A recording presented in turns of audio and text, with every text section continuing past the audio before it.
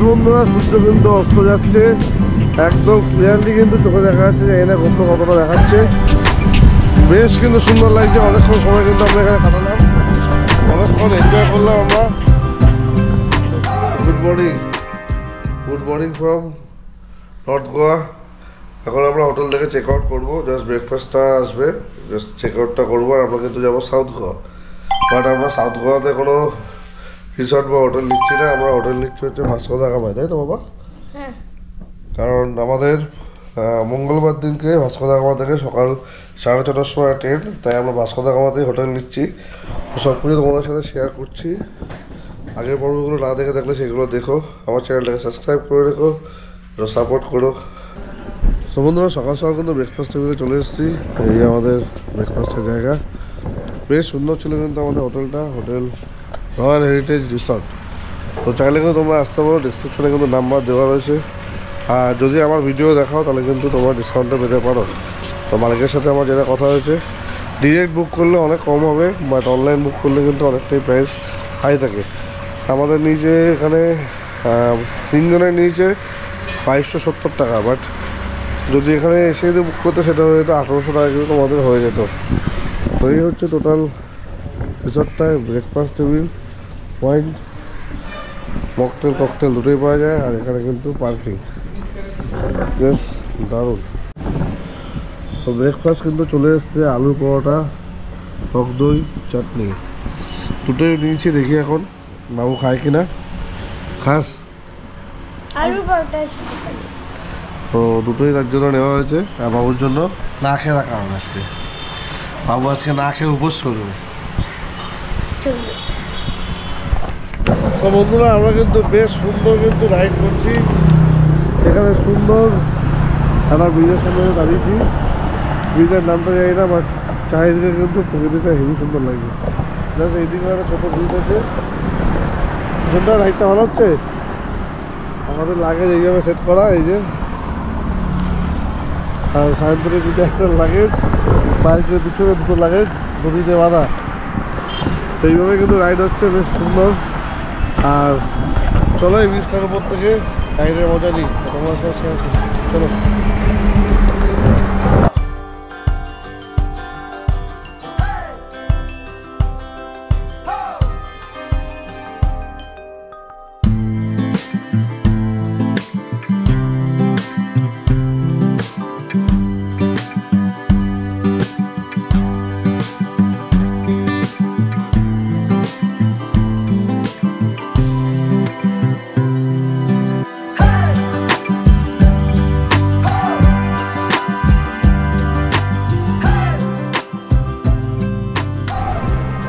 বন্ধুরা এই হলো রুমের কন্ডিশন, আমাদের কিছু রুম না, জাস্ট 2 রাত কাটানোর জন্য কিন্তু ঠিকঠাক আছে, একদম গুছানো, এসি আছে, আর সুন্দর একটা কিন্তু ব্যালকনিও আছে। জাস্ট এই হলো ব্যালকনি, আর এই যে আমার স্কুটি দাঁড়িয়েছে, বেশ কিন্তু ভালো। তো রুমের প্রাইস দিয়েছে আমাদের থেকে 1,500 টাকা এসি রুম। বেশ বড় সড়ো রুমটা রয়েছে, অনেকটাই জায়গা রয়েছে। ওয়াশরুমটা আমারই কিছু নেই, তার জন্য আমি ওয়াশরুমটা দেখালাম না। এই হচ্ছে বেড, মোটামুটি 3 জনের আরামসে শোয়া যাবে। তো চলো এবার লাঞ্চটা সেরে নেওয়া যাক। এদের নিজেদের পার্সোনাল রেস্টুরেন্ট আছে, তো সেখানেই আমরা দুপুরে লাঞ্চটা সেরে নেবো। দুপুরে লাঞ্চ কিন্তু আমরা চলে এসছে, আমি নিচ্ছি হাক্কা নুডলস, আর বাবু আর সায়ন্তন নিচ্ছে পোলাও আর বাটার চিকেন মশলা। বেশ ভালো কিন্তু দেখতে লাগে, এটা কতটা খেতে ভালো লাগবে। আর নুডলসটা কেমন খেতে? আরও একটুখানি টেস্ট করে দেখি।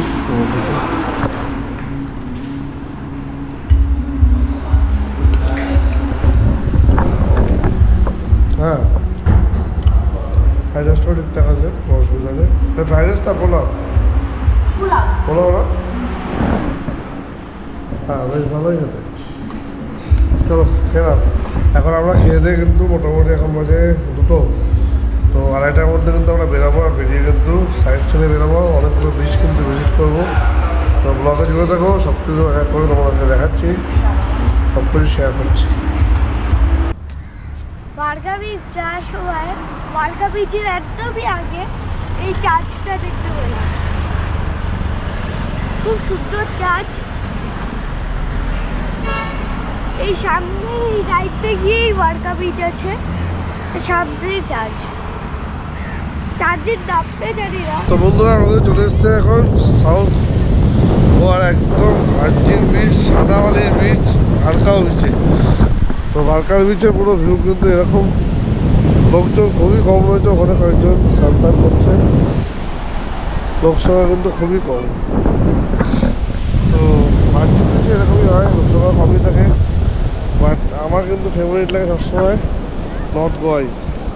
জানি না কত দূর অবধি সাউন্ড আসছে, কারণ প্রচণ্ড পরিমাণে কিন্তু হাওয়া চলছে, বলতে পারছি না যে সাউন্ড কতটা কি আসছে। তো বন্ধুরা সানসেট উপভোগ করতে কিন্তু আমরা চলে এসেছি এখন কানভা বিচে, কোনভা বিচে। তো এখন ঘড়ি কাটার সময় বাজে 4:58।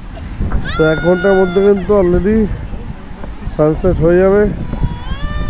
বেশ কিন্তু লোক আছে, ভার্জিন বিচ হলেও কিন্তু লোক সংখ্যা ভালোই রয়েছে, কারণ এই বিচটা কিন্তু সাউথ গোয়ার one of the top beach.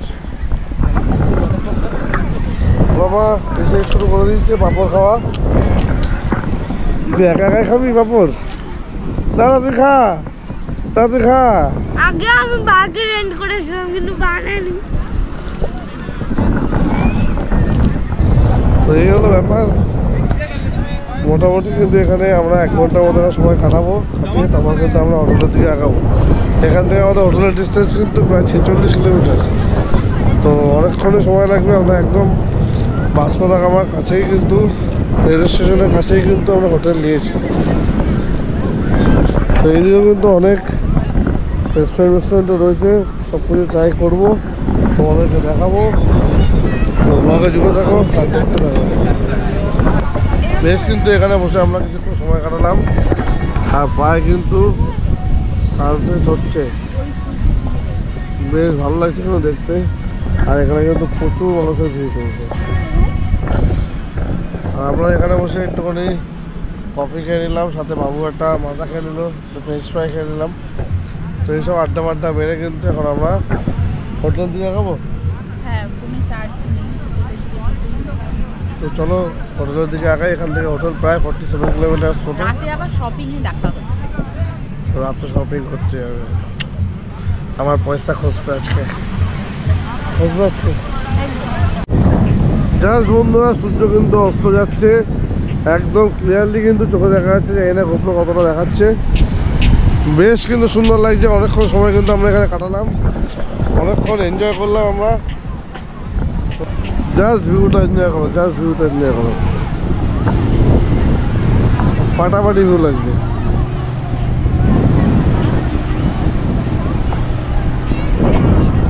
চলো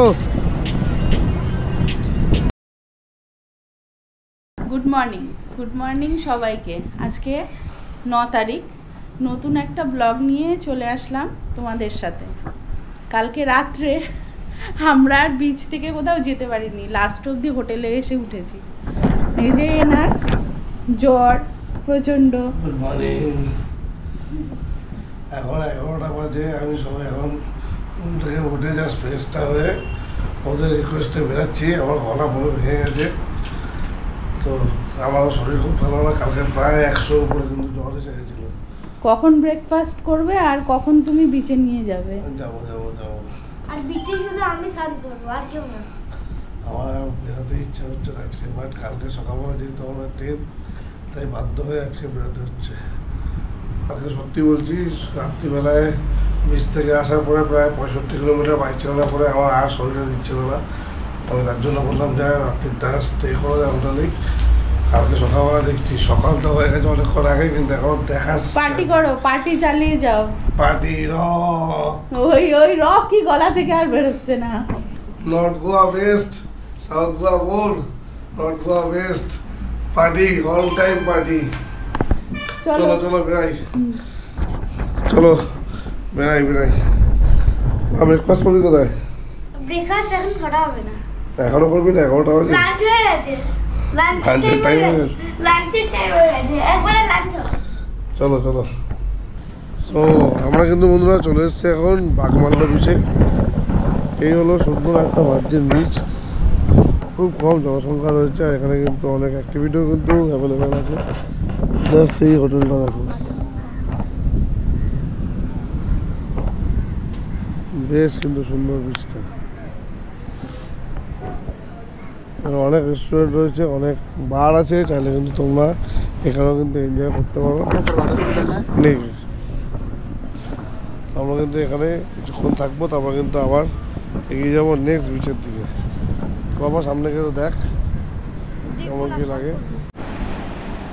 তো বন্ধুরা সাউথ গোয়ায় কিন্তু এই জিনিসটা খুব ভালো লাগে যে এদিকে কিন্তু পাহাড়গুলো কিন্তু এক করে দেখা যায় আর সুন্দর কিন্তু ভার্জিন বিচ, পুরো শান্ত। এখানে কিন্তু অনেকগুলো ছোটো ছোটো পাথর রয়েছে, বেশ ভালো ভালো কিন্তু ফটো তুললাম সায়ন্তনীয় বাবুর কাছে পা ভেজাতে। দুজন কিন্তু বেশ মজা করছে, আমিও কিন্তু বেশ মজা করছে, তোমাদেরকেও চেষ্টা করছি যতটা দেখানোর। গলার কন্ডিশন খুব খারাপ, শরীরের কন্ডিশনও খুব খারাপ, তো প্যারাসিটামল খেয়ে কিন্তু চলে এসেছি সাউথ গোয়া দেখতে। তো একটু সাপোর্ট করো, তোমাদের জন্য এত খাটাখাটনি, বাবুর জন্য এত খাটাখাটনি, তো একটু সাপোর্ট করো। আমরা সায়ন্তনীর ঘোরা বাচ্চাস বাবু আর তোমাদেরকে যারা গোয়া দেখোনি তাদেরকে দেখানোর জন্যই কিন্তু এত কষ্ট করছি। তো চলো এখান থেকে বেরাই, আবার অন্য কোনো বিচে গিয়ে দেখা হচ্ছে। তো বন্ধুরা এখন সময় বাজে 1:18। তো আমরা কিন্তু চলে এসেছি পান্ডোলিম বিচে। এটা কিন্তু ফেমাস একটা বিচ অফ সাউথ গোয়া, দারুণ কিন্তু লাগছে বিচটা। অনেক জায়গা রয়েছে বসার, পার্টি করার। বাবু কিন্তু এখানে স্নান করবে, তাই তো? তো এখানে মোটামুটি আমরা 1.5-2 ঘন্টার মতো থাকবো। লাঞ্চটা এখানে করে নিই, এখানে লাঞ্চ মাঞ্চ করে আমরা কিন্তু হোটেলের দিকে এগিয়ে যাবো, কারণ আমরা শরীরটা বেশি দিন নিচ্ছে না। আর আমাদের হোটেল কিন্তু এখান থেকে প্রায় 52 কিলোমিটার। যেহেতু আমরা ভাস্কো দা গামায় আছি, যেন হোটেলের ডিস্টেন্স কিন্তু অনেকটাই। তো এই বিচটা ভিজিট করবো, ভিজিট করে কিন্তু গোয়া ট্রিপের মতো আজকের মতো কিন্তু শেষ। তো চলো এই বিচটা একটু আনন্দ করি।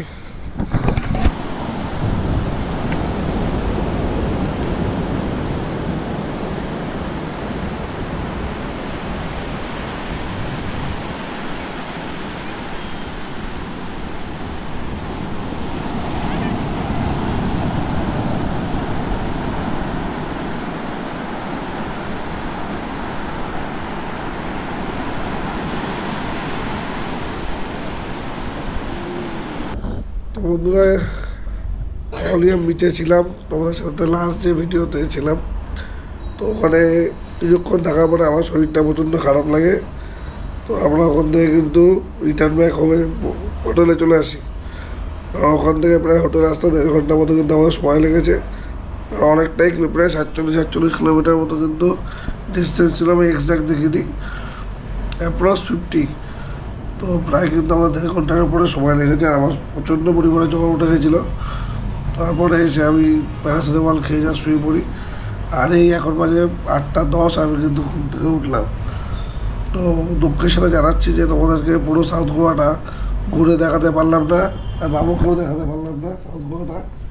বাট বাবু পরে এক সময় ঠিকই দেখবে, তাই তো? আমাদের এই ক্রুজ পার্টি আর বিচ পার্টিটা অনেক ভালো ছিল। বাবু কিন্তু নর্থ গোয়া ভালো লেগেছে, আমার নর্থ গোয়া ভালো লেগেছে। তোমরা কমেন্ট সেকশনে যদি তোমাদের কোনটা বেশি ভালো লেগেছে, অবভিয়াসলি নর্থ গোয়া যাবে। যদি কোনো ভুল ত্রুটি হয়ে থাকে তাহলে সেটাও কিন্তু কমেন্ট সেকশনে জানিও। সিরিজটা যদি ভালো লেগে থাকে সেটাও কিন্তু কমেন্টসে জানিও। যারা আগের পার্টগুলো দেখোনি তাদের জন্য বলছি, প্লে লিস্টে কিন্তু গোয়ার পুরো প্লে লিস্টটা সাজানো আছে, প্লিজ একবার দেখে নিতে পারো। যারা নতুন দেখছো তারা চ্যানেলটাকে সাবস্ক্রাইব করে সাপোর্ট করো। খুব কাছাকাছি আছে 1000 সাবস্ক্রাইবারের। তো দুঃখের সাথে জানাচ্ছি যে এই সিরিজটা এখানে শেষ করতে হচ্ছে, কারণ আমার শরীর প্রচণ্ড খারাপ। কাল ভোরবেলায় 4:30 সময় আমাদের ট্রেন, অনেক সকাল সকালে উঠতে হবে। তো আমার যা রাত্রিবেলা হালকা পাতলা কিছু বিস্কুট খেয়ে আমি শুয়ে পড়বো। সায়ন্তনীর বাবু রেস্টুরেন্ট থেকে কিছু খাবার অ্যারেঞ্জ করে নেবে। তো বাবা সবাইকে টাটা দিয়ে দাও, সোটা টাটা, সবাইকে টাটা দিয়ে দাও। Tata, good night. Good night. আবার দেখা হবে নতুন কোনো ঠিকানায়, নতুন কোনো জায়গায়। ততক্ষণ সবাই ভালো দেখো, সুস্থ দেখো। Take care.